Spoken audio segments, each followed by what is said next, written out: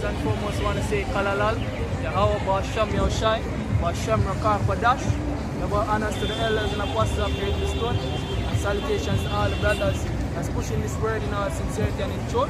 We are the GMS Kingston Jamaica camp, here another week, see, bringing forth the word of the Heavenly Father, right? Because we are ordained by the Heavenly Father to come out here and declare His word and go through the four corners of the world. See me? But mainly unto the children of Israel. So we're out here to gather the elect of the children of Israel and to give the judgment unto the two-thirds of Israel. So this message is going out for everybody, even the heathens them, because the heathens them have to know them judgment in the time to come. Okay?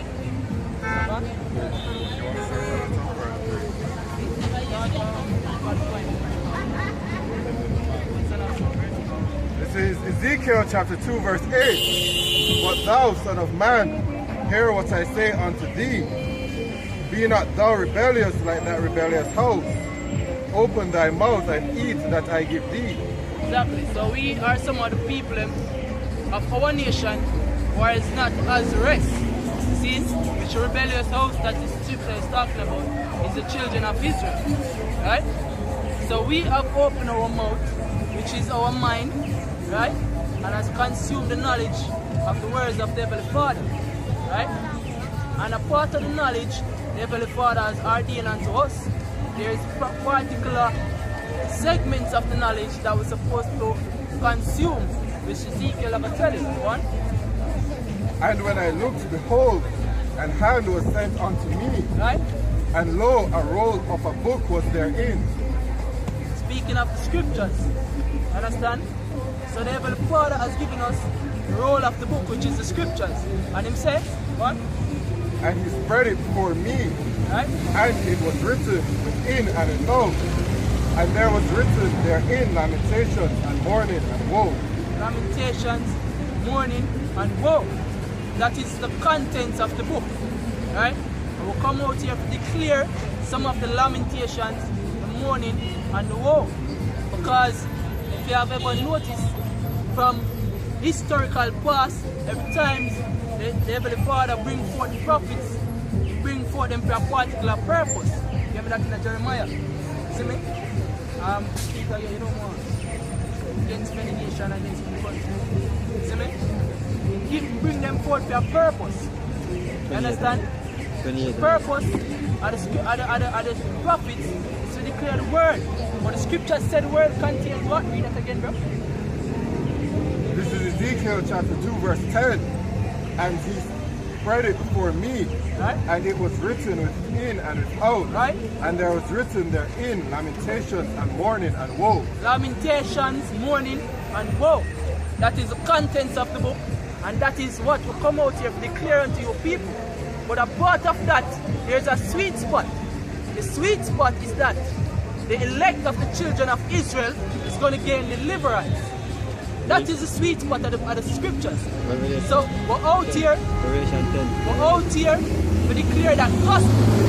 But before that gospel can be declared, we have to what? First, bring forth the destruction upon the face of this earth. So we have to basically exclaim or proclaim what it is the destruction is. Right? So, give me that in Jeremiah, I think, in what you're going to say. But this is Jeremiah 28, verse 8. Right? The prophets that have been before me, right, and before thee of old prophesied both against many countries and against great kingdoms, of war, of evil, and of pestilence. Of wars, and of evils, and of pestilence. And those wars, evil, and pestilence is against the many countries and against many kingdoms that the Heavenly Father has established on the face of the earth. Right? When Israel went into captivity under the Egyptians, they were free for a short space of time. Then they were ruled by judges. Then they were established by king. The first king of Israel was King Saul, which was of the tribe of Benjamin. Then you have King David, you have Solomon and down. Then they went into the Assyrian captivity. Then they went into Babylonian captivity. And the Heavenly Father bring forth His prophets to what? Declare the time and the span of those nations. Right? So, right now, we are at the last leg of the vision that Daniel saw in Daniel chapter 2. Right? Alright? Literally. Because in Daniel chapter 2, around verse 38, around there about, it tell you about the 10 toes, that they will be divided. You see? It tell us that the nation shall be part the weak. If we can get it, the wheel it up so that we can go in there. It tells us that the nation shall be part the weak and part the strong. Right? So now, the first leg of the Roman Empire was in the time when the Romans them took over. Right? Then, the last leg after the bringing down of that Roman Empire there is now. Right? Go on, bro. Daniel 2:1. And in the second year of the reign of Nebuchadnezzar, Right? Nebuchadnezzar dreamed dreams wherewith his spirit was troubled, and his sleep broke from him. Exactly, because the vision was not pleasant. That is the point. The vision that Daniel had, that Nebuchadnezzar had, was not pleasant, because he saw the ending of kingdoms and the reign of kingdoms.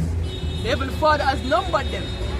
He has numbered all of those kingdoms, and now that we're in the last leg of the vision, right, this kingdom has been numbered and it has been found wanting, right, because the destruction for this kingdom is surely at hand.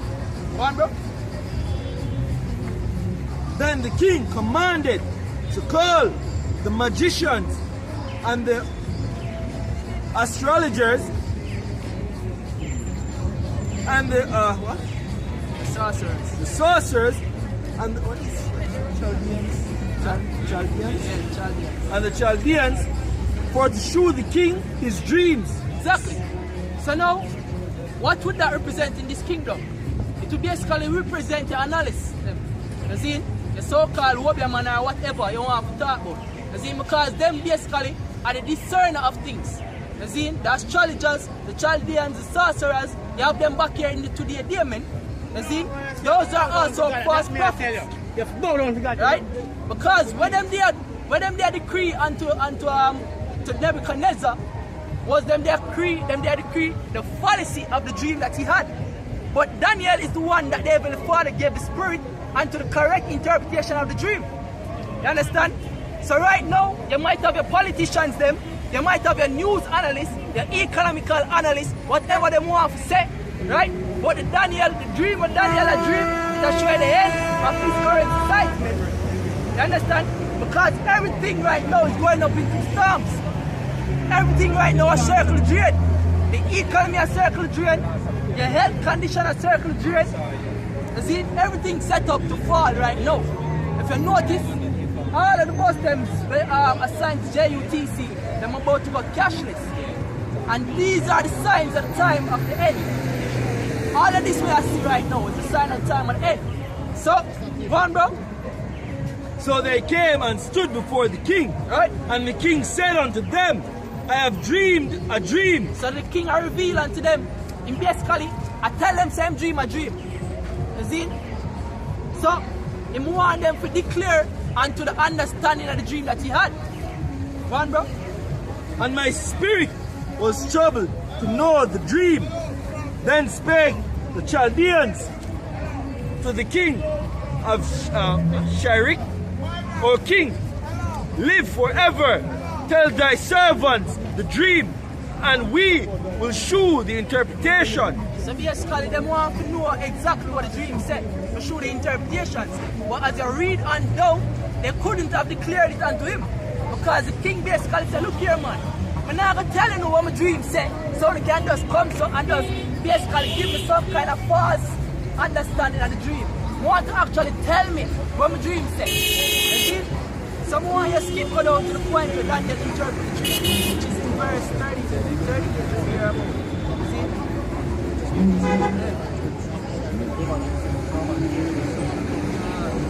Alright, there you can start at 31. You see me? Because all of them basically was false discerners of dreams, man. spirit of Heavenly Father never dwell with them to understand exactly what Nebuchadnezzar was seeing. The Heavenly Father gave the vision unto Daniel. So now Daniel basically tell Nebuchadnezzar, say, look here what I'm going to do. It's because you know what, declare unto me the dream. What am I going to do? I'm going to take a night and basically have... the king basically never remember the dream. Speak up. He never remember the dream. That's why he tell him, say, oh, he declared to him because it is gone from him. Yeah. Just smart. You understand? So he never declare unto them the dream. So he tell basically Daniel was the one who actually declared unto him the dream to remind him of the vision when he see. You understand? And then when he actually scripture can tell him, go on, bro. Then Read it again, the card verse, chapter verse. it's in Daniel 2 and 25. Then Arioch brought in Daniel before the king in haste and said thus unto him, I have found a man of the captives of Judah that will make known unto the king the interpretation. Right? The king answered and said to Daniel, whose name was Belshazzar, Right. art thou able to make known unto me the dream which I have seen, So, what? and the interpretation thereof? Right. Daniel answered in the presence of the king and said, the secret which the king hath demanded cannot the wise men, the archaeologists, the magicians, the soothsayers, Right? shew unto the king. So basically Daniel has showed them say, yo, them now have no power. Because the choice power of all is the power of the Heavenly Father. They have a question to bring it to the topic, right?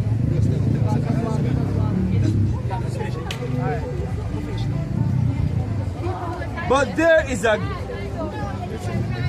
there is a power in heaven that revealeth secrets and maketh known to the king Nebuchadnezzar that shall be in the latter days.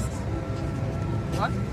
Thy dream and the visions of thy head upon thy bed are these. So that I show you say, oh, look, there's one true power on the face of the earth. There's no power beside the power of the Heavenly Father. The name of the current name of the Heavenly Father is Yahweh. And the name of the Son is Yahushai. You understand? Because that's the Hebrew name. The Hebrew language is the language of the past. You understand? It's not English.